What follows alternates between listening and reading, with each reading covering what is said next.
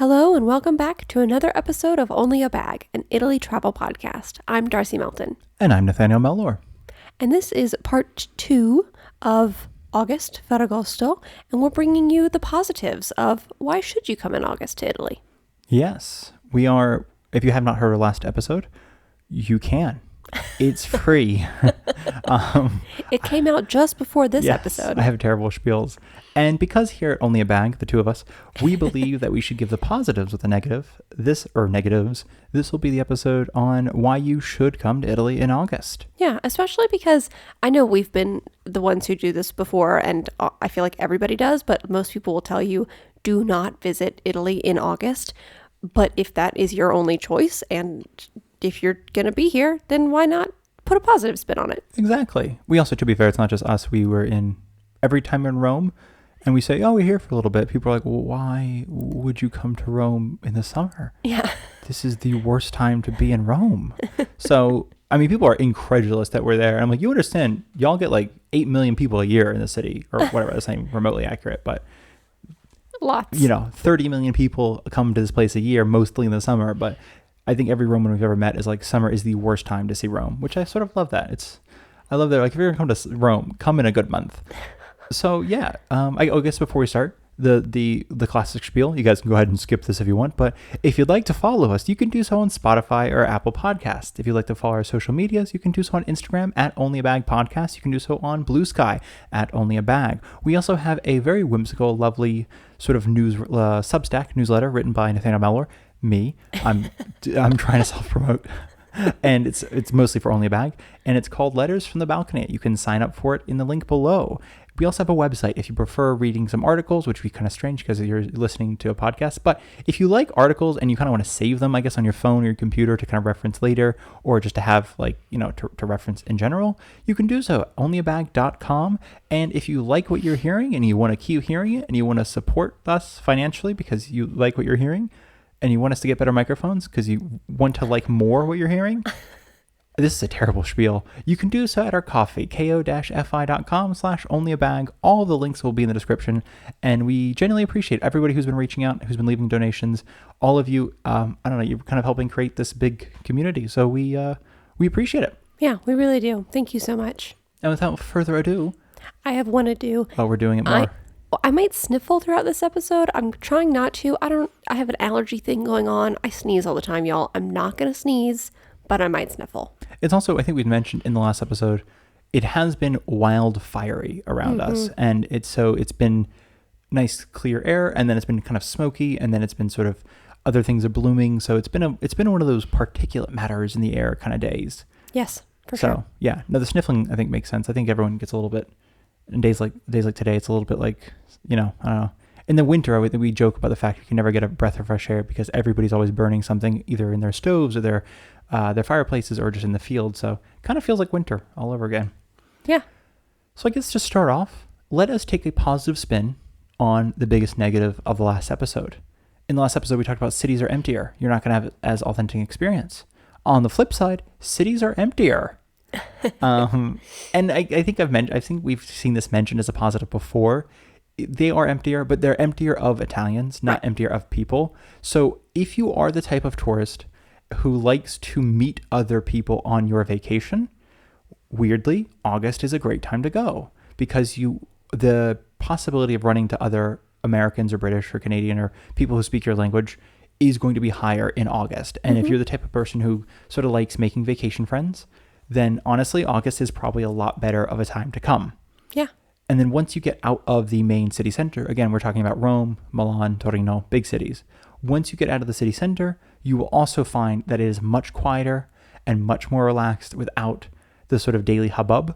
So if you're also, specifically if you're somebody who's like a photographer, or if you just if you're a plein air painter, somebody like that who wants to kind of see the more authentic places without a lot of without people coming up to you be like, what are you doing? What do you, I mean, I know a lot of plein air painters sort of, they're the most sort of magnetic people around because you just want to go, oh, what are you painting?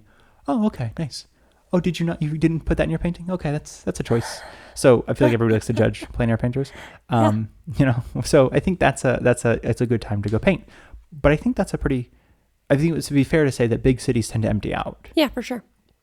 Conversely, we've mentioned this in the last episode too, small towns tend to swell in size. Absolutely. Everybody goes back to their family home or their vacation home in small towns. It's cooler. It tends to be cooler in obviously mountain towns like where we are. Again, we said this in the last episode. Our town gets much more crowded than it is year round because it's cooler here. It's nicer. There's mountain breezes and everybody wants to cool off. So smaller towns get bigger, which is cool. You get a sense of how towns kind of used to be because they are more lived in during August. Also, a lot of small towns all over Italy, we know from experience where we are, but I also get, recommended on Instagram, all these festivals that happen in August. Yes. Lots of small towns put on festivals in August and really all of summer, but particularly in August, they really pop off. There are in the next few days here, there are like 5 around us. It's insane. Not even the next few days, though. I mean, they literally start, I think one starts Friday or Saturday, which is August 1st and then 2nd. And then from there, basically, if I may interrupt, it's in July, it's every week there's something for sure. And then as soon as August hits, it's every day. Every there's day, something. yeah. It's and just, there's a music festival happening. Well, there's several music festivals happening in our small town. But one is coming up. There's the Principessa di Costanza is the 8th, 9th, and 10th. There's a pasta festival in a town over, also the 8th, 9th, and 10th, I think. And we live in a very small place, but also there's concerts in the caves and there's there's tons of things happening all the time. And all over in the north, again, I get these recommended, you should go check out this festival. The stuff is just happening. Small towns, I think, are excited that people are in town and they want to bring entertainment and life to the town. So it is cool that you can see these, festive happenings while you're on vacation. And that brings us something I've seen in the past on Reddit, mostly actually. Some people will put a day or two aside to go to a small town, like spend the night in a small town or 2 nights in a small town, just to get the feel. Because again, coming at it from American point of view, I honestly don't know the English sort of point of. I'm saying in England there are small towns. I don't know how easy it is to get into a small town in England or Canada or Australia or anything like that. But I know from America, it can be a bit difficult. Yes. If you're in New York, getting to Long Island's one thing, but getting to a small town in, I don't know, upstate New York is kind of it's kind of hard without a car. So, and I only mention that because sometimes people do want to I want to figure out what small town America's like. Especially, I say that too because my mom's partner is currently in the States. They're both in the States. He's not just in the States.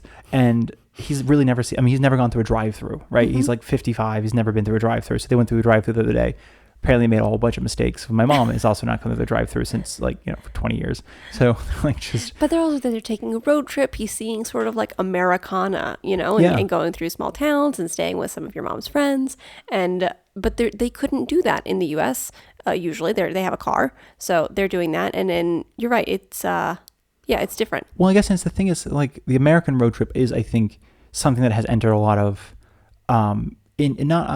media things meant for consumption. And I don't know, and I mean there's a lot of jokes about the English, and I say the English specifically. I don't know if it's all of the United Kingdom, but just this sort of 20 minutes is a long drive in England, but kind of thing.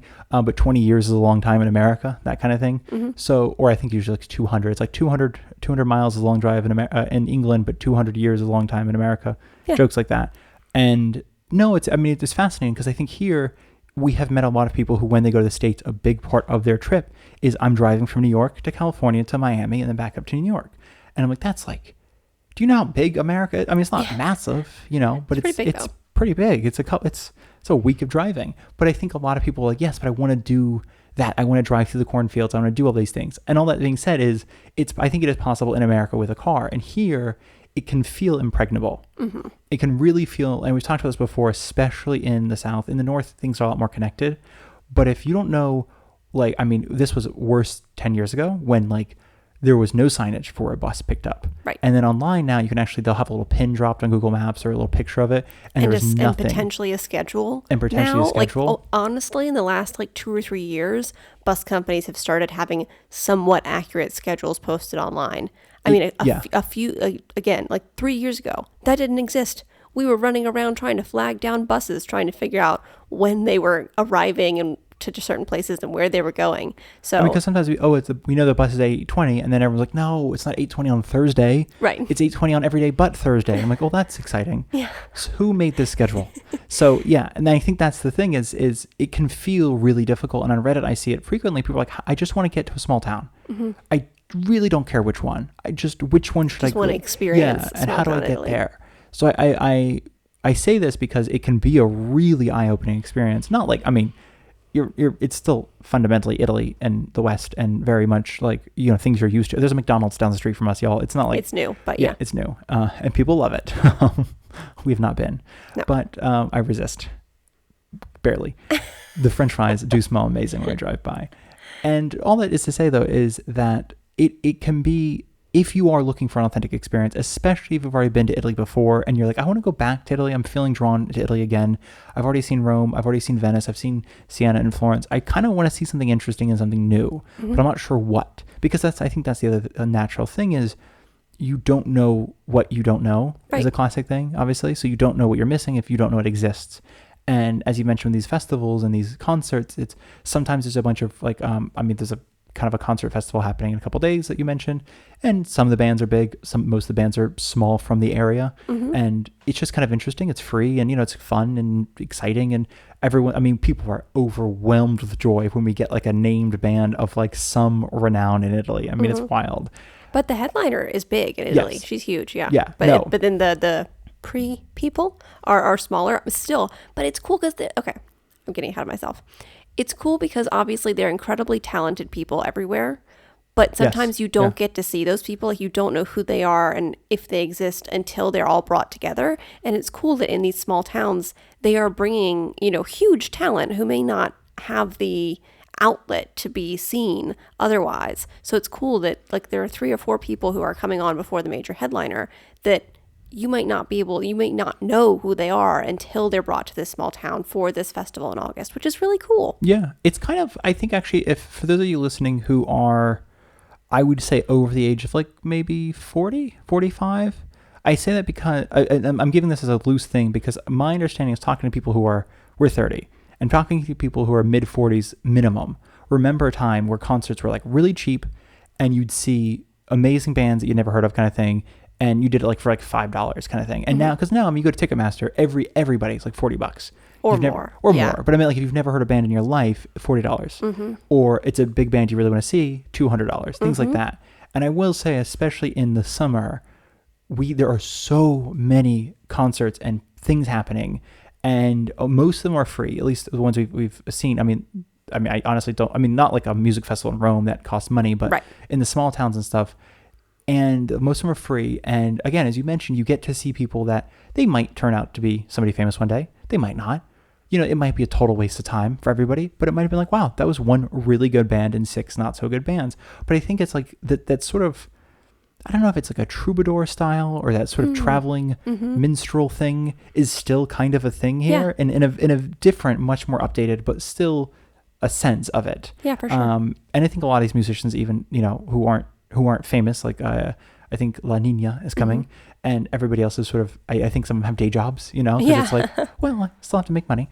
But I say this because it is, I don't know, it's exciting that there are things happening all the time, especially as you mentioned earlier, to kind of draw people who are coming here anyway, to sort of give them a reason, which is all to say for those of you listening who are like, this actually kind of sounds interesting. I'd love to do something like that. August is the time to do it, genuinely. Also because I hadn't really thought about this before, but often in small towns, at least where we are, hotels can't necessarily stay open year round. They can't sustain themselves always. So like where we are, the hotel in town, which is very nice, it's not open all year, but it is open in August. It is open in the summertime. So even if you could get to our town, if you figured out the bus schedule and you could get here other times of the year, there's not necessarily a place to stay. And that's another, genuinely, I think that's a great point, because it's the same thing with restaurants. Like some of the restaurants have reduced schedules year round, but then in the in August specifically, or the summer, but August specifically, they'll be open every day. And then again, as you mentioned, the not just with the hotel, but like some people kind of do that old school what is it, like a pensione? Thank you, the pensione, which I guess again it's kind of like, I realize with the Airbnb, because I rail against Airbnb very frequently, even though have stayed in Airbnbs in the past. I realize they've kind of replaced the pensione more than anything else. And I think that, I mention this because I think a lot of people say, like, well, it's a good way to make, money on XYZ, but it's almost like nobody here is making money on Airbnb because you only ever get people staying in August, really. Right. Genuinely, and then, because otherwise you're just taking money away from the hotels. And I think people would rather have the hotel where all the tourism or tourists can kind of congregate at a spot and meet each other and have fun, whatever. The kind of classic, I met these people at our hotel, than at this weird tiny Airbnb in the middle of nowhere, in the middle of nowhere town kind of thing. But in August, a lot of these places, not a lot of these, some of these places will have pensiones, or like somebody has 4 or 5 rooms they rent out for, $30 a night kind of thing. So there's definitely more options. And again, getting to these places can still be an arcane matter, if you will. It can be difficult to understand. But if you are interested, there are a lot of buses. And some of these towns have trains, some don't. But it can just be kind of a fun way to see something that you only get to see like once in the year, basically. And a vibrant small town is kind of a rare thing in Italy. A lot of small towns are dying. A lot of them are, even we talked about the 1 euro house and things like that. They're struggling to bring people back to them. But in August is when people come back. And it's also, too, if you don't speak Italian, it is kind of the only time of the year where you'll hear more English more spoken in these small towns. Or like you said, I think in the last episode, a lot of people whose family moved to South America will come back. So there's a lot of Spanish spoken during August too, because people come back for big family vacations. Exactly. So if you speak Spanish or English as a native language, you really have no problem. Actually here you'd have no problem with Spanish, because I think everybody has somebody in Venezuela. So actually a lot of people in our town, do speak Spanish because they have Venezuelan family. So which is actually fantastic, because I think it's it almost is like makes it easier to visit, if that makes sense. Like there's one across the valley where everybody's from New Jersey, so it's sort of like everybody speaks Italian dialect and then like the 8 words of English that their cousin taught them. But I think here it's Spanish instead, which is, it almost kind of creates a sense though it's easier to visit because they're already multilingual. It's not like they just speak Italian. So that is the biggest, I think, genuinely the biggest draw is, while the big towns get emptier, the small towns get much more vibrant. There's so many things happening. It's a little hard to visit and it's a little bit more, touristy, but it is an interesting way to see a place you maybe have not ever seen before. Yeah. There are also, I think we mentioned, there are also festivals. The Palio in Siena is a big one. I think August 16th. Yeah. They do the horse race. So some of these will have, again, they don't do it. It's for the Ferragosto. It's for the Assumption of Mary. It's not like for tourism. It's been doing it for 300 something years. Right. But I only say that because sometimes there will be, I guess originally they did it. It's kind of one of those things, like, I know when they do things for festivals like this, the Assumption of Mary, for example, it's like, it was originally planned around the fact that, hey, we all have the day off. Right. Let's do something, and I'm like, so it's not for tourism, but it was certainly for the fact that everyone had the day off. Yeah. So it's a festivity, but it's for the people of Siena, and also tourists go.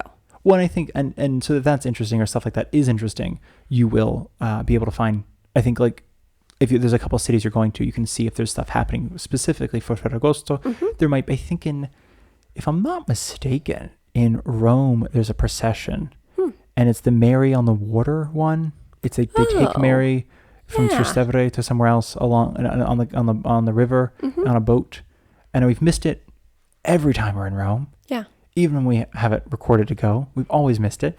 But it seems really interesting. So even in big cities, there will be things happening. Yeah, for sure. The other thing I wanted to mention is the cost, for what it's worth. In small towns, as we've mentioned, on the sea, it will be more expensive. You're competing with other tourists. Everybody has a big budget because everyone's saved up for this. So you're kind of all competing. And when I say competing too, I don't mean like no one's, not bidding on the price of a cup of coffee, but like there's definitely, I think in every other month, there's a little bit of give and take. Like a little bit, like even Scario is a good example of, it's pretty much free to sit, have a coffee and a gelato anywhere until you hit August. And then they're like, well, we're going to have to, charge you a 50 cent or €1 sitting fee, because if we don't, that's just ridiculous. We're losing out on money kind of thing. So I think there's that kind of thing where things just become, as we mentioned in the Positano episode, a little bit more commodified. Yeah. I'd say in August. However, in big cities, if you are trying to go on a budget, but you can only go in the summer, they actually tend, at least they do tend to get cheaper. Which kind of blows my mind. But yeah, we did confirm this because we heard this as a rumor and we did some research. And yeah, hotels are less expensive in August than they are in September, for instance. Or even July. Mm-hmm. So if you're thinking about coming in like, again, if you have kids and you're like, okay, we have they don't go back to school in August, or they don't go back to school till late August, you can still come early August. And I mean, when we say less, like we just took 5 or 6 random hotels and both upper class ones. That sounds so snarky, but the ones that were more just like, 300 to 400 a night, Mm-hmm. and then somewhere in that 100 to 200 a night range. And they're all, I mean, significantly, like, you sometimes double the price, sometimes only 100, 200 euros more. Mm-hmm. But even the Amalfi Coast, there's that one, like, not, it's that really fancy schmancy sort of, not resort, but it's quasi resort. They have like a tennis court on it's near the resort. water. Yeah. Okay. But it's not like a resort like Myrtle Beach would be a resort. It's more of a resort like fancy Italian. What are you talking about? Myrtle Beach is a resort? Not Myrtle, well, yeah, Myrtle Beach has resorts. I Right? guess so, yeah. Don't they? In my head, they have resorts. I've been there once. I don't know. I assumed think there were they resorts. have hotels and motels. Okay. Not well, to throw shade at Myrtle Beach. where do people go for resorts? So Are you thinking of like the Caribbean, where I guess people so. go to like Sandals as a resort? is that it? Yeah. Again. Yeah. Okay, Sure. yes. It's not like a Sandals beach vacation with a full package. It does have at least one pool and a tennis court and like a spa. Yeah. So it's a resort. Yeah. So it's like a fun resort, expensive resort. Yeah, it's a luxury resort. It's a luxury resort. Okay. So it's this is the one that is more expensive in August. Because it's on the Amalfi Coast. It's on the Amalfi So Coast. people, it makes sense. Like coastal places, or hotels in coastal places will be more expensive because people are going there. Right? Exactly. Because I think it was 3,000 a night in July, 4,000 in August, back to 3 in September, and then a 1 in October. Mm-hmm. And I'm like, I can scrape together $1,000 to go here in October. It is a terrible use of money. I should probably pay rent instead. I don't think we can really afford that, but But I'm thinking technically like we people could. I mean, the person. Yes, people could. Yes, Well, I just didn't realize that some resorts like this will go, because I think like will fluctuate so wildly. Yeah, absolutely. Which I guess makes sense with more like this, because like I don't know, like the Ritz Carlton or whatever. Because we looked at prices because we were bored sitting outside of Ritz Carlton one day and we're like, how much is it to stay here? As one does. As one does. But yeah, no, it's a really good point that things in beach areas and coastal areas, those hotels will increase in price. Where in Rome or other cities where people want to not be often in August, those will be less expensive. And even as you mentioned in small towns earlier, our hotel, I think, I say our, we don't have a hotel, but the one in our town is open in the summer. Mm-hmm. But I think it's usually like 70 a night. It used to be 60 a night. Now it's 70 a night. I think it goes up to 90 or 100 a night in August. Mm-hmm. And again, part of this is because, as you mentioned, they cannot afford to be open year round. Just, you can't afford to heat in the winter. We have no skiing where we are. Mm-hmm. It's, there's nothing really happening. So it's better to close it down. So a lot of people, like August is their sort of, this is where we make the money for the year kind of thing. Yeah. Even in Scalea, we noticed that like, there were like candy shops that would open only for the summer, and then close again after the summer. Or little like things like that were like, oh, you just make a ton of money in the summer and then you're closed the rest of the year. Yeah. So it's definitely, again, different experience, but also if you're trying to save on lodging at least, which can absolutely be a big portion of the trip. For sure. Then staying like in Rome during August is not a bad idea. It's obviously not going to be as cheap as if you stayed there in like, I think October, November. I think January tends to be the cheapest month to see anything in Italy. It tends to be. If you have your vacation in Exactly. the summertime, then yeah, definitely. Then August is the way to go. And lastly, the last thing I have, and I mean, if you have more, please share. And this is a much smaller one, and it's actually something I kind of want to do an episode on one day. But food in August, it is a time that tends to have a lot. I mean, it's obviously the harvest month, but I think it's mostly for wheat or something. There's a specific harvest thing it's for, because I know that olives and grapes are usually October, November, and then other things are earlier. So I don't know what's harvested in August that people got a vacation for. But I will say, like, going to the fruttovendolo, the greengrocer in July to August is a very different experience than going at like any other time of the year, because there's so many things available. Basically. Yeah, I mean, like a lot of the nightshades. Yeah. Eggplant is around, zucchini, tomatoes that are not necessarily hothouse tomatoes, but just regular tomatoes are around. Lots of fruits. Tons of fruits. Stone fruits and watermelon. So it's a little late for cherries, unfortunately, usually Yeah. by August.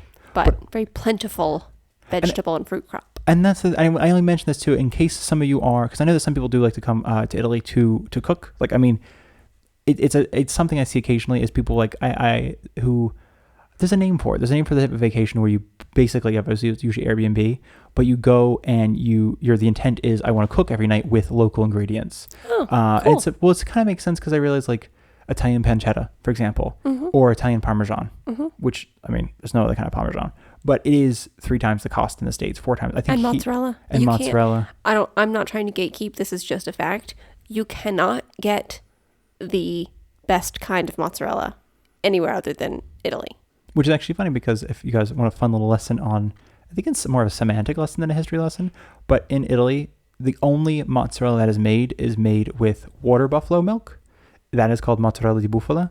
Every other type of cheese that's similar, but made with cow milk, is called fior di latte. And in the States, when when Italian immigrants came over, they could not find water buffalo, so they made mozzarella with cow milk. But instead of calling it fior di latte, they called it mozzarella. So in the States, mozzarella is made with cow milk, unless I guess somebody has water buffalo in the States. I don't know if that's somebody has like a water buffalo farm. I have no idea. I mean, surely, but I don't know if they make cheese with their water buffalo. I have no idea. But I know that here, we're in the region of mozzarella. Mozzarella. I don't know if I'm saying it like a Scottish. I loved it though. Gets slipped right into the Scottish accent there. But that's, I think, the thing. There are so many things like that. Basil, mozzarella, tomatoes, fruits, everything kind of seems to kind of come in season basically in August, and really tends to be just, I mean, kind of a different quality. And it's kind of the time of year where everyone gorges themselves on whatever's in season, because then 3 weeks later it's all gone again. Yeah. And I will say the only thing is it's harder in Rome and stuff to find this, because I do mean in small towns. In Rome, it's like the grocery store has things, but it's like it has the same things it has year round, so it can be a little bit more difficult. And there's still more industrial production. Exactly. I always forget the name, but Trionfale, yeah, is a great market if you want to get local fruits and vegetables. Again, in Rome, yeah. A lot of the stalls there will be closed during parts of August, but still you should be able to get more local fruits and vegetables. But if you're going to a small town, for sure, you're going to get super local, fresh ingredients. And it's also the time where anytime you're at an agriturismo, for example, if you want to do a farm stay, agriturismo, and you want to just try something local, fresh, yummy, it really is like July to August to September tends to be the best time to do so. Because once it gets too late, it's like it gets too late for summer stuff and too early for winter things. So there's these weird little gaps. But August tends to be one of those months where you feel overwhelmed with the amount of produce. So if you like cooking, if you like fresh food, it's really honestly a great time to come and experience. And apart from that, I think that's everything I have, honestly. Yeah. So we've brought you the positives and the negatives of visiting in August. Yeah, I think that was everything. So if you guys enjoyed this episode and like to follow along or leave a review, we deeply appreciate it. Spotify and Apple Podcasts. And the rest of the spiel is yearly. I don't want to have to. I feel like I feel like we put it at the end and everyone's like, oh my God, I'm done. Yeah. So I won't put it at the end. But we're just going to leave you with our suggestions that we've already given you. And thank you all so much for listening. Thanks for listening. Tanti abbracci.